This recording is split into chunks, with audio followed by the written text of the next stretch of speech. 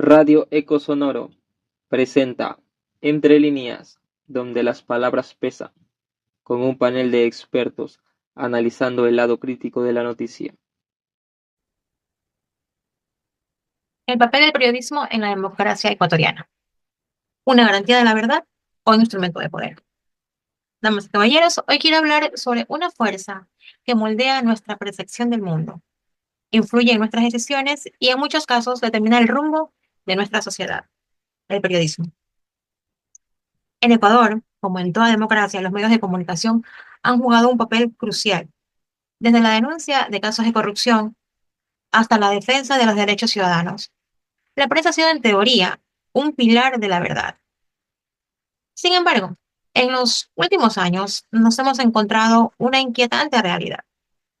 ¿Hasta qué punto la prensa ecuatoriana es realmente independiente? ¿Es garante de la verdad o es un instrumento de poder?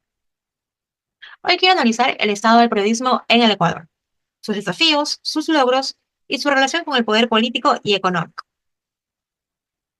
La prensa y el poder. Una relación tensa. El periodismo ideal debería ser un contrapoder, un vigilante de la democracia. Pero, ¿qué ocurre cuando los medios de comunicación son controlados por intereses privados o gubernamentales? En Ecuador hemos visto casos de censura y presión contra periodistas que han destapado información incómoda para quienes ostentan de poder. Recordemos el impacto de investigaciones sobre escándalos como el caso de Odebrecht, la corrupción del Consejo de la Judicatura o la crisis del sector bancario en Filambar. Muchos periodistas que han denunciado estas irregularidades han enfrentado represalias, demandas judiciales, campañas de prestigio e incluso amenazas. Y eso nos lleva a una pregunta central. ¿Existe realmente la libertad de prensa en el país? Tomemos un tema, el periodismo independiente versus los medios tradicionales. En este contexto, el periodismo independiente ha cobrado una cierta relevancia.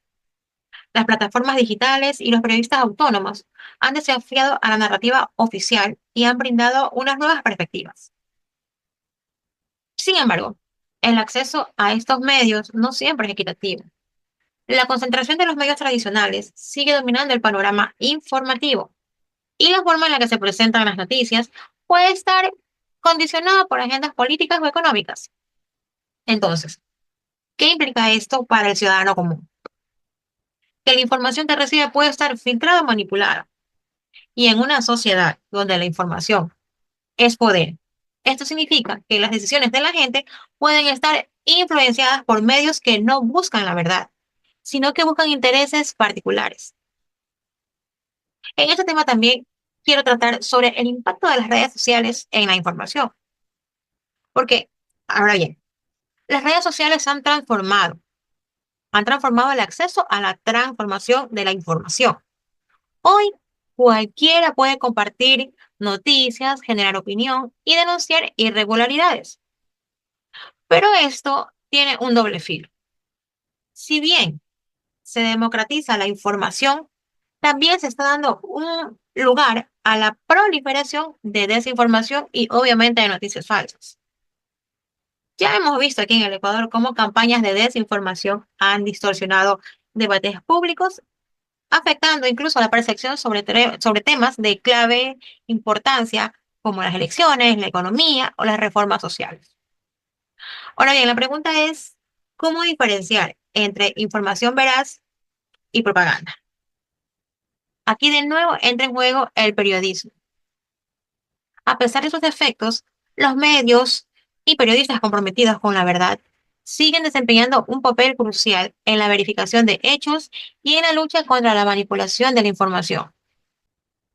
Hemos recorrido un camino complejo al analizar el periodismo en el Ecuador. Hemos visto cómo a lo largo de los años ha funcionado como un pilar fundamental de la democracia, permitiendo que la ciudadanía se informe, cuestione y participe en los procesos tanto políticos como sociales. Sin embargo, también hemos descubierto que no siempre se ha actuado como un garante absoluto de la verdad, sino que en ciertas circunstancias ha sido como un instrumento de un poder condicionado tanto en el ámbito político como económico. La prensa ideal es aquella que debe ser independiente, transparente, comprometida con la verdad, enfrentando enormes desafíos.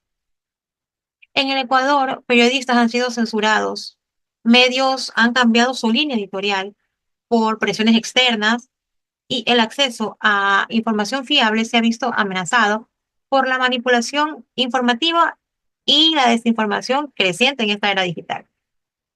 Si miramos hacia atrás, encontraremos momentos en los que el periodismo ecuatoriano ha sido clave para destapar casos de corrupción, como ya lo hemos mencionado en el caso Filambanco o lo que sucedió con la corrupción en el Consejo de la Judicatura. Pero también eh, hemos hallado ejemplos en que los medios han sido utilizados para construir narrativas favorables a ciertos sectores del poder. ¿Y a dónde nos lleva esto? Nos lleva a una reflexión profunda. ¿Qué es más fuerte? ¿El compromiso con la verdad o la influencia del poder? Hoy vivimos en una era en la que la información viaja muy rápido, en donde cualquier persona con acceso a Internet puede generar opinión y compartir noticias. Sin embargo, en esta democratización del contenido, no siempre garantiza calidad ni precisión. En ocasiones, la facilidad para poder difundir información se ha convertido en un arma de desinformación masiva. Las noticias falsas circulan sin regulación. Campañas de desprestigio contra periodistas se intensifican y la verdad se encuentra diluida en versiones contradictorias. Frente a este panorama, la pregunta clave no es solo si el periodismo ecuatoriano es libre, sino cómo podemos fortalecerlo para que cumpla su verdadera función democrática. En realidad, la responsabilidad recae en todos nosotros, porque si queremos un periodismo que sea auténtico, sea valiente, sea comprometido, con transparencia, debemos exigirlo. No podemos conformarnos con consumir esa información sin cuestionarla, ni permitir que aquellas personas que quieran silenciar a la prensa logren su cometido. Debemos apoyar a medios independientes, exigir el acceso a la información pública y fomentar, sobre todo, repito, el pensamiento crítico. El periodismo no es simplemente un reflejo de la sociedad, es más bien una herramienta que puede o construir o destruir. Pero si es utilizado con ética, con rigor, con compromiso, se convierte en un escudo contra la corrupción y un vehículo para la justicia. Pero si es manipulado, se transforma en un arma letal, muy peligrosa, capaz de poder distorsionar realidades y moldear opiniones con intereses ajenos a la verdad. Por último, el futuro del periodismo ecuatoriano dependerá de la relación que construya con la sociedad. Si los ciudadanos demandamos transparencia y calidad informativa, si protegemos la libertad de prensa y si valoramos el trabajo de los periodistas honestos, entonces el periodismo podrá cumplir su verdadero propósito, que es el ser un guardián de la democracia y no un instrumento de manipulación. En realidad, es nuestra responsabilidad asegurarnos de que la verdad prevalezca, porque sin una prensa libre, la democracia se debilita y sin ciudadanos conscientes, el poder seguirá decidiendo qué es verdad y qué no. La verdad no debería ser un privilegio, sino un derecho. Y un periodismo libre, comprometido y valiente es el camino para garantizarlo. Derrame de petróleo en Esmeraldas. Una tragedia ambiental y humana. Queridos oyentes, hoy quiero hablarles sobre una crisis que ha golpeado muy fuerte a nuestra querida provincia de Esmeraldas y que lamentablemente sigue afectando aún a miles y miles de personas. No solo a las personas, también está afectando a los ecosistemas. Me refiero al derrame ocurrido el 13 de marzo del 2025. Un desastre que ha dejado una huella imborrable y una crisis muy grande en nuestra provincia de Esmeraldas. Ha afectado a nuestras aguas, a nuestra tierra, a nuestra gente. Este derrame es considerado uno de los más grandes de la historia de la provincia de Esmeraldas, de nuestro querido Ecuador. Liberó a más de 25.000 barriles de crudo en las zonas, en los ríos, en las zonas protegidas, en las zonas costeras. La causa del deslizamiento de tierra ocurrió esto, rompió el sistema de oleoducto transecuatoriano, conocido como SOTE, provocando una catástrofe ambiental sin precedentes. Y desde entonces los efectos han sido devastadores. Los ríos totalmente contaminados.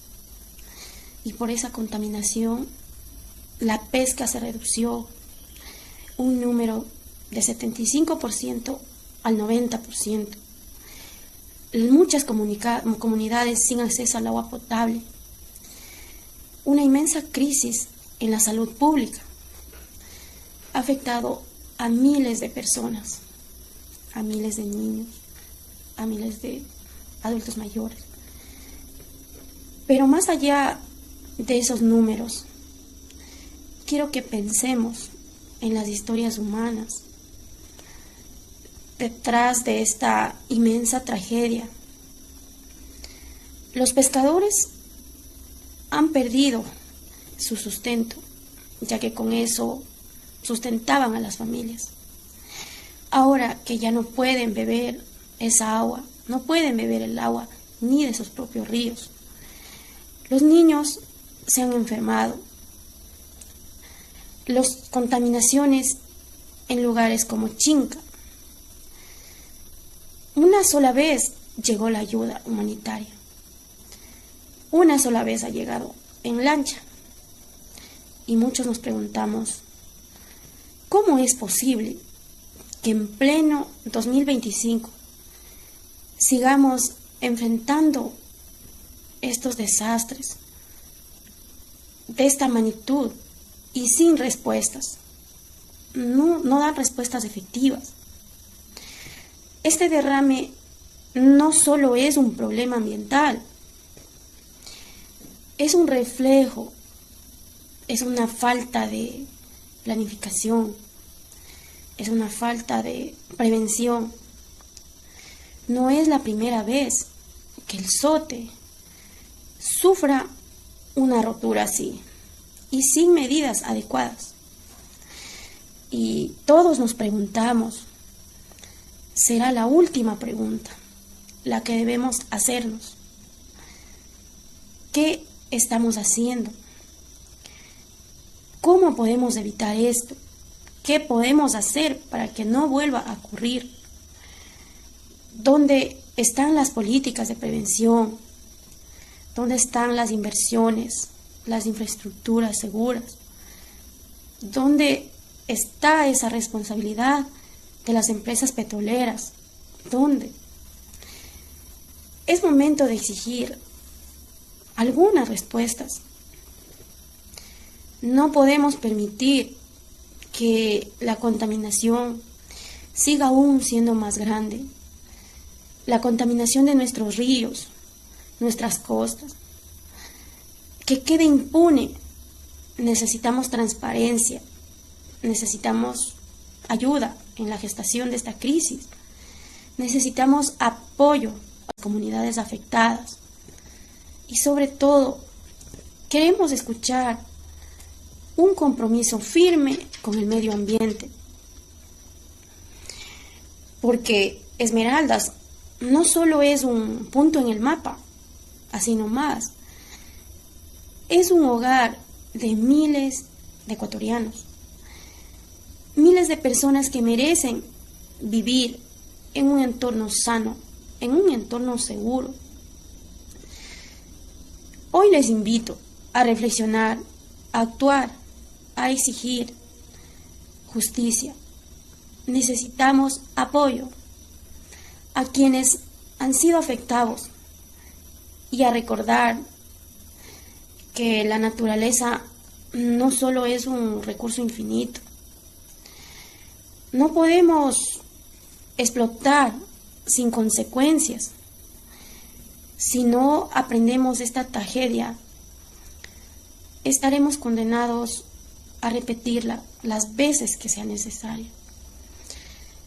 Como lo más repetitivo, pedimos a todas las autoridades que no hagan el oído sordo, que pongan la mano en su pecho y piensen que si ellos estuvieran en ese ámbito, ellos estuvieran en esa vida, poner en su zapato y ver que no es una vida tranquila, una vida de paz.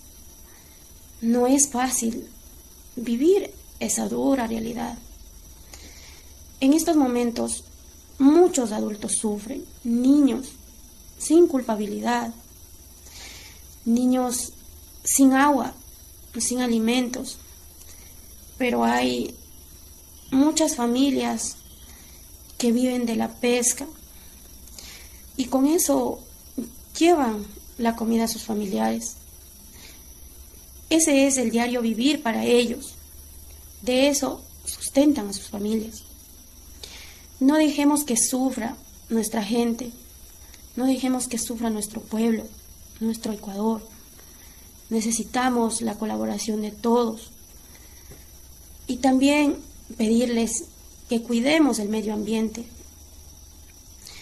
No pensemos solo en el presente, sino también pensemos en lo futuro, en lo que puede venir más adelante.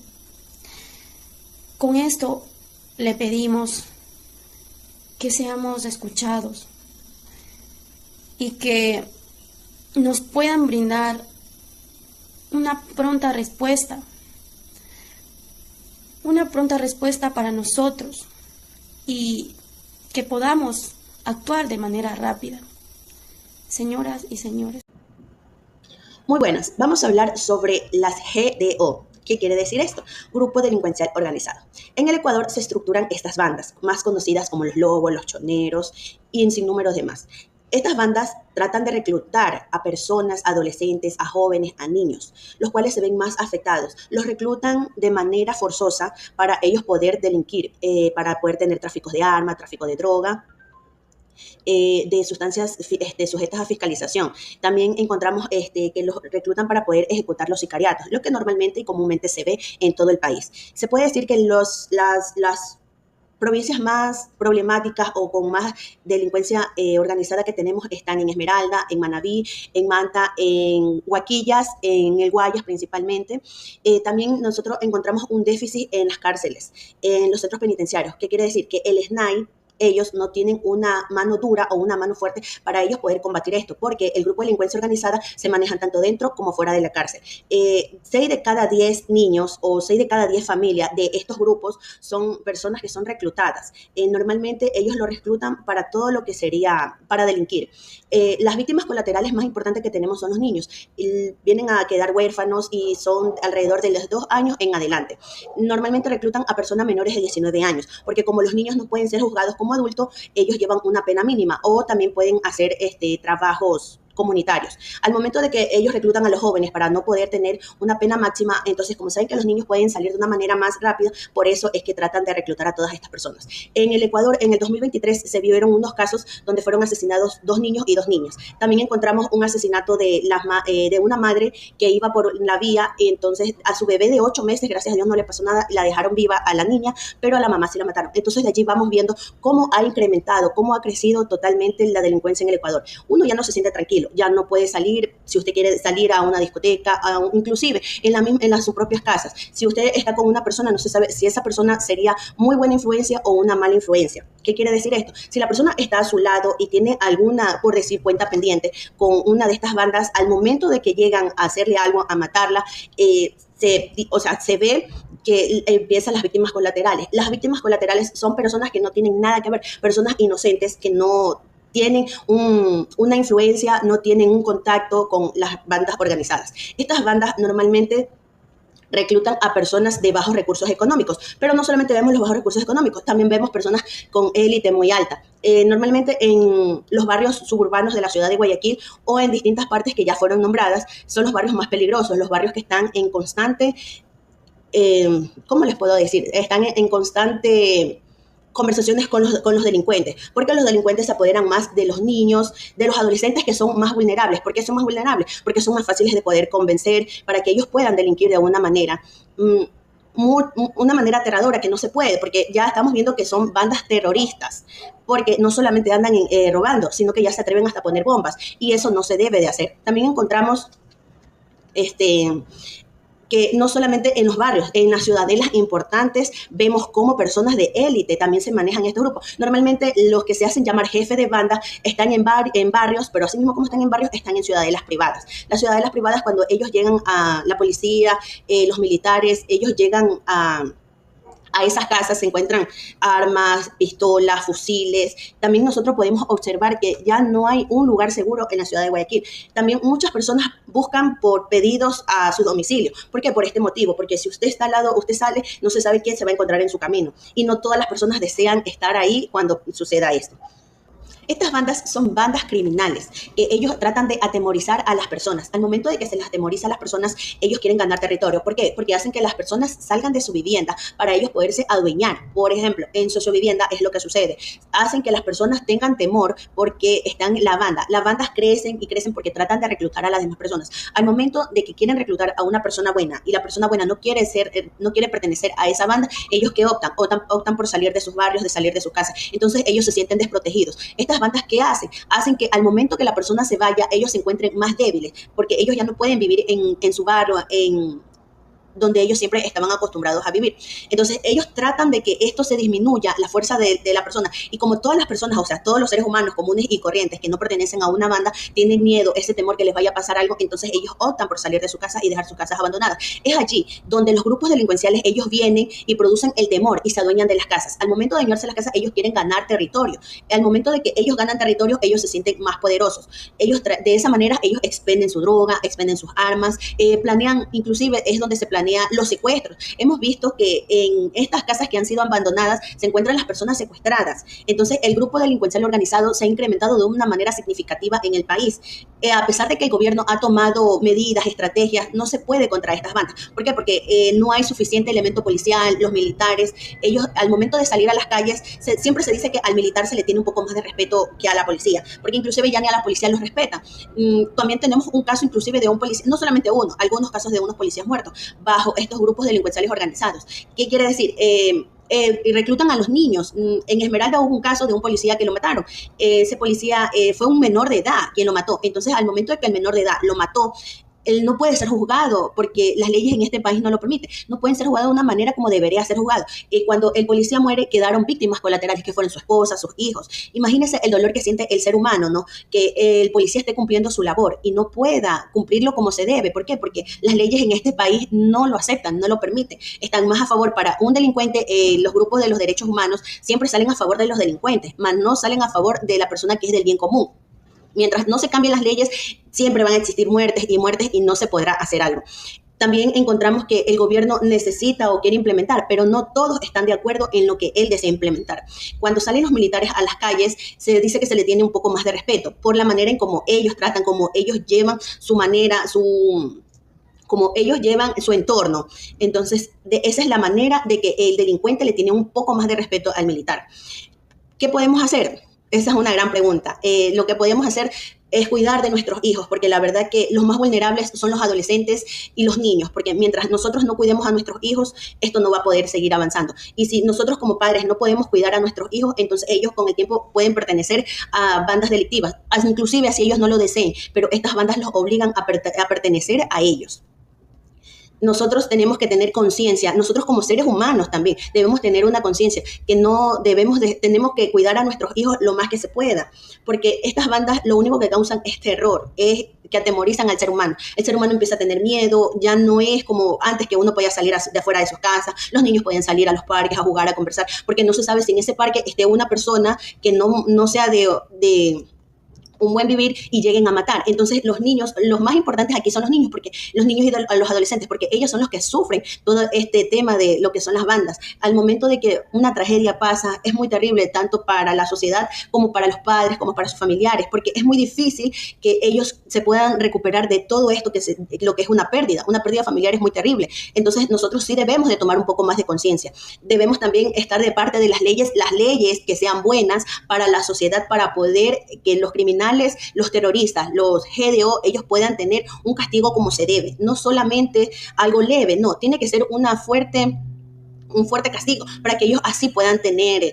un poco de conciencia. Se dice que los centros carcelarios no son para reinsertarlos a la sociedad, pero muchas veces no es así. Dentro de las cárceles nosotros vemos cómo se encuentra armas, se encuentra droga, se encuentran muchas cosas. Entonces eso tampoco no favorece a la persona que está adentro de lo que están dentro de la cárcel, no los favorece porque ellos no se pueden reinsertar a la sociedad, porque estos son los grupos delincuenciales organizados, que ellos pertenecen y ellos permanecen de pie, no solamente afuera, sino que ellos se manejan dentro de las cárceles.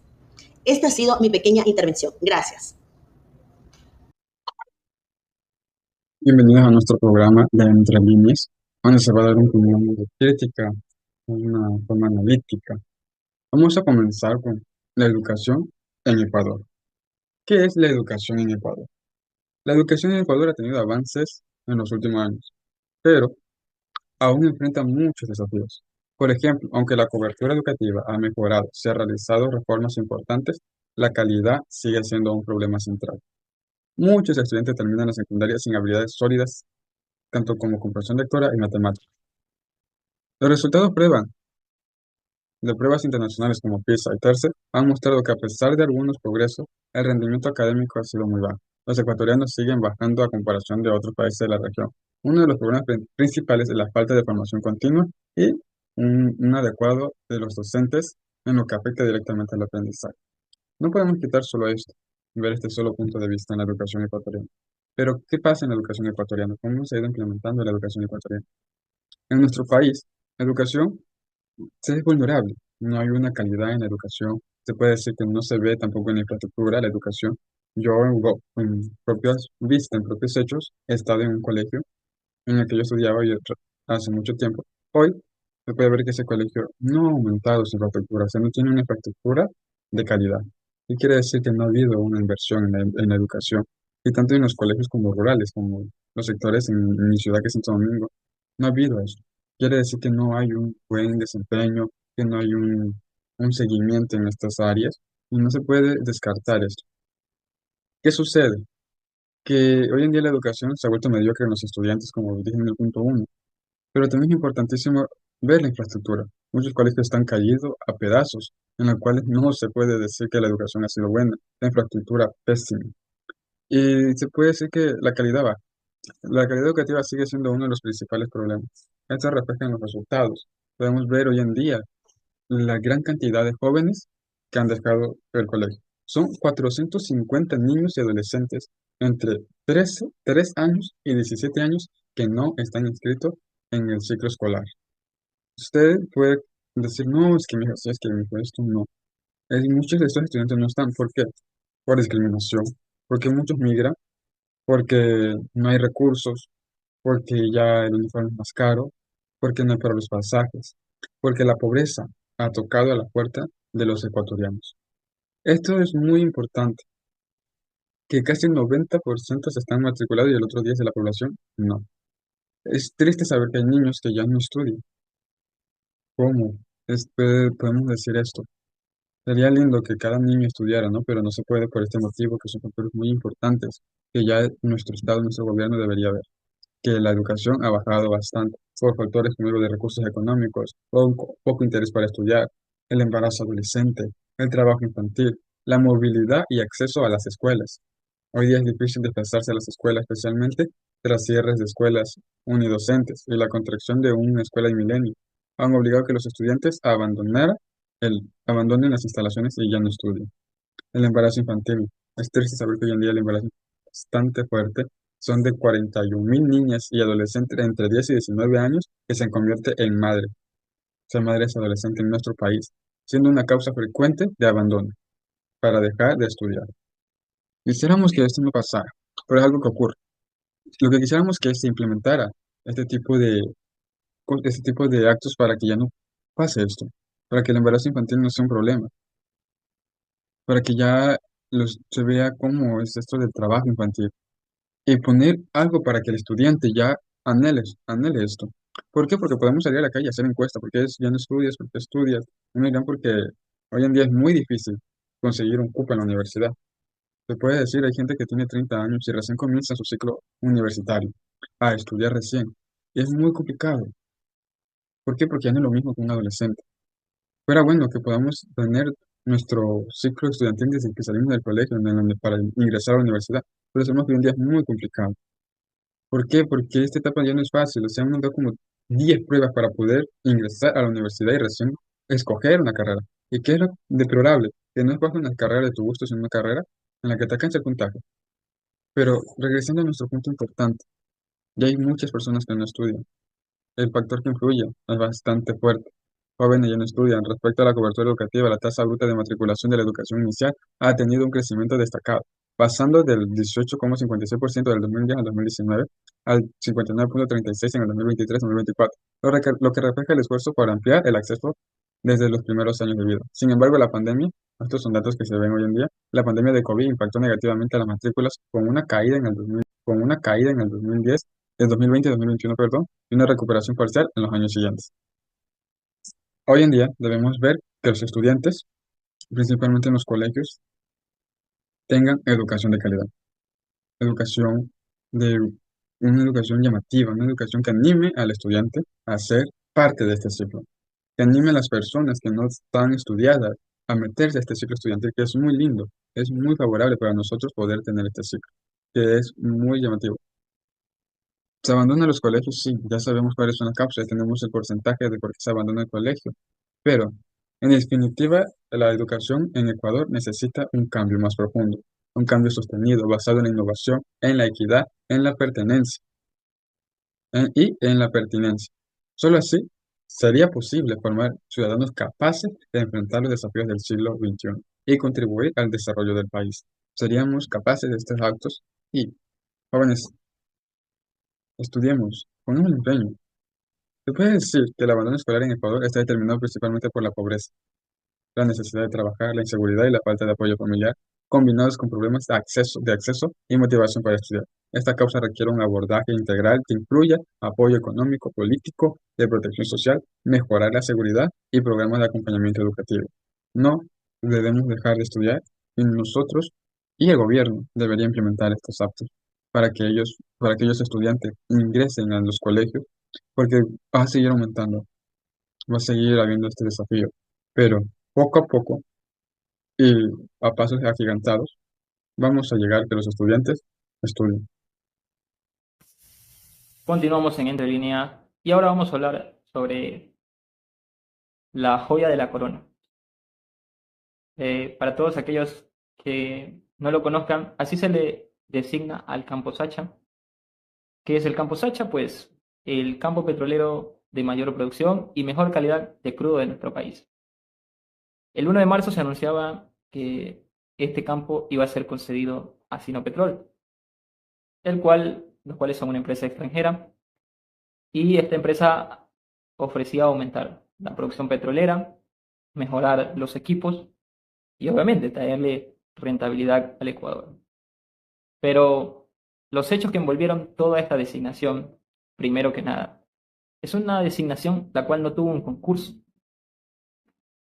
el cual los concursos se realizan entre distintos tipos de empresas. Cada empresa muestra sus proyectos, sus contratos, el valor que puede ofrecerle al Ecuador, las garantías también de que va a respetar a la naturaleza, porque también hay que tomarlo en cuenta. No solamente es decir, vamos a explotar el campo petrolero, lo vamos a aumentar su producción y ya con eso el Ecuador va a recibir más dinero. No, hay que ver muchos otros factores. Y todo ese proceso se lo saltaron. Se lo saltaron y hasta el día de hoy realmente se aclara cómo fue que esta empresa ganó esa designación.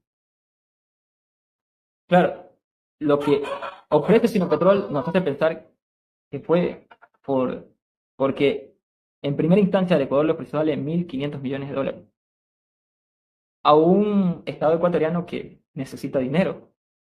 ¿Por qué necesita dinero? Porque simplemente no lo tiene y las deudas lo rebasan, lo superan. Pero esto es suficiente para aceptar un trato que a legua se ve que le puede causar gran daño al país. ¿Se puede aumentar la producción petrolera? Sí, pero en ese contrato dice que la empresa petrolera va a ganar más del 70% y al Ecuador solo le va a corresponder un 15%. O sea, no te vendo mi petróleo, sino que te lo concedo para que tú lo saques de la tierra y tú ganes más por sacarlo, por utilizar infraestructura que ya está, porque Sacha produce 770.000 barriles de petróleo. Ya los produce, aunque se puede decir que es una infraestructura que está hace más de 50 años, está produciendo. No es una infraestructura que está botada o que hay que recién construirla, no. Es una infraestructura que ya está viva, que aún sigue funcionando, que necesita reparaciones, arreglo e inversión para mejorar su producción. Claro, lo necesita. Pero que venga una empresa de afuera y que por meter un capital le diga que se va a quedar con casi toda la producción.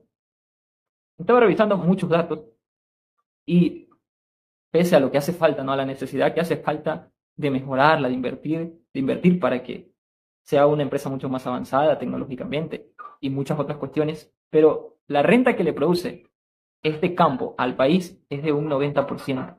El Ecuador gana el 90% con el precio del barril de petróleo. Solo gasta un 10% en producir un barril de petróleo.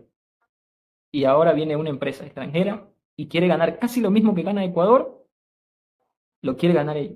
Otra cuestión que tampoco no se aclara es ¿a quién se le va a vender ese petróleo?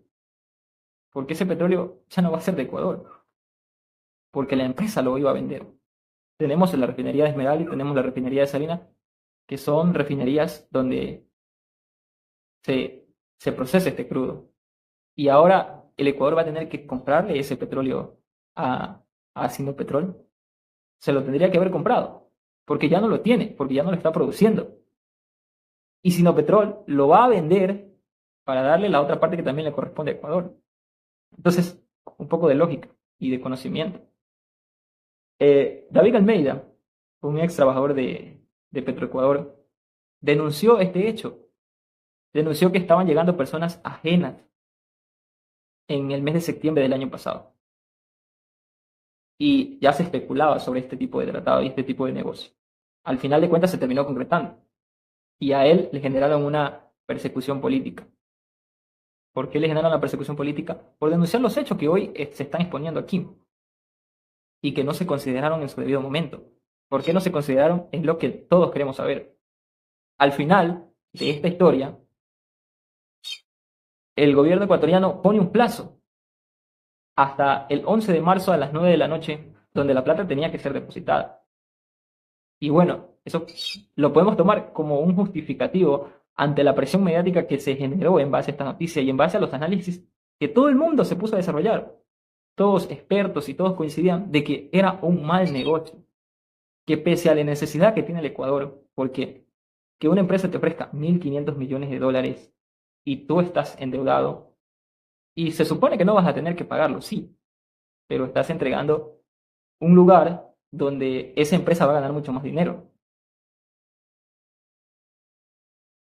Entonces, realmente el negocio va por ahí. La empresa no es que va a venir y va a solucionar los problemas económicos del país. Solamente está dando un pequeño cariño para luego sacar su ventaja y su gran provecho. ¿Y qué tipo de provecho? Entonces, no hay que ser de más inteligente para saber que lo que se necesita realmente es invertir de forma consciente. Las instalaciones del campo Sacha tienen más de 50 años. Y es cierto, con el tiempo todo se oxida. Pero ¿por qué no hubo una correcta inversión dentro de 50 años? Y hablamos que volvemos a decir que este campo es el que más produce.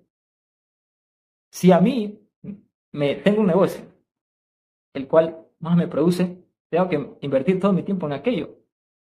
Tengo que invertir tiempo, tengo que invertir capital para que pueda seguir manteniéndose vivo. No puedo tratar de hacerme de la vista gorda y simplemente, ahora que ya no está en capacidades de producir como lo producía antes y que existe esa necesidad económica de dárselo a otra, de hacerme de la vista gorda y simplemente, ahora que ya no está en capacidades de producir como lo producía antes y que existe esa necesidad económica de dárselo a otra persona, de entregárselo solo porque hace falta dinero. Y es que lo que pasa es que el dinero está ahí, pero la corrupción es esa consecuencia de que hoy en día se estén cometiendo este tipo de errores. Errores que cuestan mucho más de lo que parece.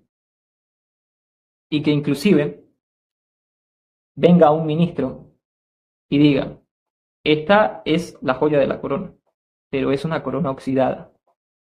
¿Por qué está oxidada? No se oxidó por sí sola. Y a pesar de que está oxidada, es la que más dinero le produce al país. ¿Por qué hablar mal del recurso de los ecuatorianos? De lo que nosotros tenemos, de lo que somos.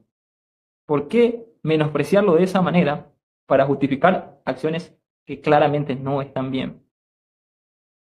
Así que no se trata simplemente de aceptar un dinero que evidentemente hace falta, pero se trata de pensar en el mañana, de pensar en el futuro. Eran 20 años de explotación petrolera.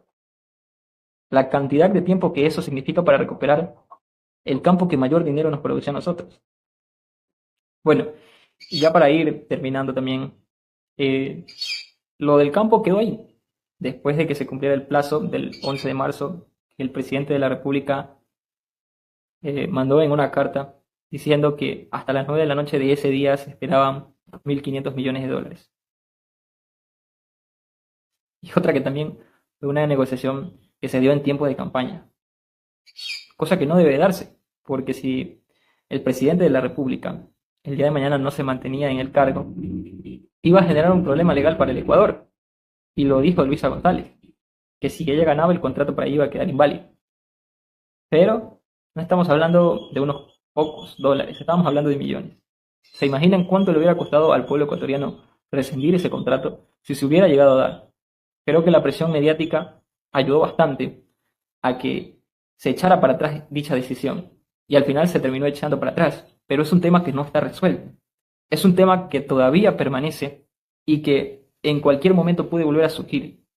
Pero lo importante siempre será que todos los ecuatorianos demos nuestra voz. Y realmente, como nación y como pueblo, demos nuestra opinión acerca de qué nos parece este tipo de decisiones. Porque ya se lo intentó hacer una vez y se lo va a intentar una vez más. Y esperemos que en esta ocasión no se equivoquen. O no se quieran equivocar, por lo menos. Yo con esto me despido. Un placer y muchas gracias. Hasta aquí llegó Entre Líneas, donde las palabras pesan. Como lo dijo Sócrates, una vida sin examen no merece ser vivida. Nos reencontraremos pronto para seguir descubriendo la realidad. Entre Líneas.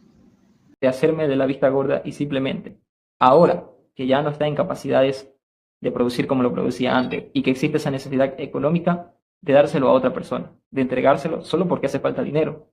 Y es que lo que pasa es que el dinero está ahí, pero la corrupción es esa consecuencia de que hoy en día se estén cometiendo este tipo de errores.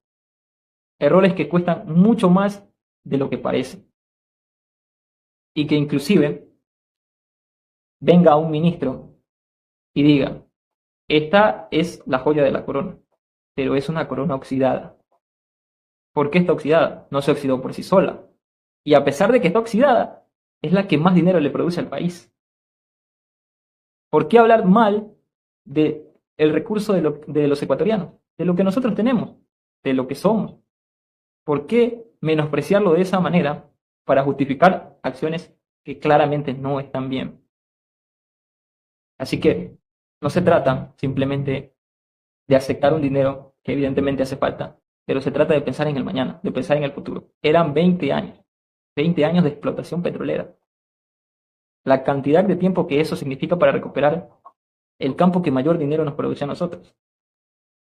Bueno, y ya para ir terminando también, lo del campo quedó ahí. Después de que se cumpliera el plazo del 11 de marzo, el presidente de la República mandó en una carta diciendo que hasta las 9 de la noche de ese día se esperaban 1.500 millones de dólares. Y otra que también fue una negociación que se dio en tiempo de campaña, cosa que no debe darse, porque si el presidente de la República el día de mañana no se mantenía en el cargo, iba a generar un problema legal para el Ecuador. Y lo dijo Luisa González, que si ella ganaba el contrato para ella iba a quedar inválido. Pero no estamos hablando de unos pocos dólares, estamos hablando de millones. ¿Se imaginan cuánto le hubiera costado al pueblo ecuatoriano rescindir ese contrato si se hubiera llegado a dar? Creo que la presión mediática ayudó bastante a que se echara para atrás dicha decisión y al final se terminó echando para atrás, pero es un tema que no está resuelto.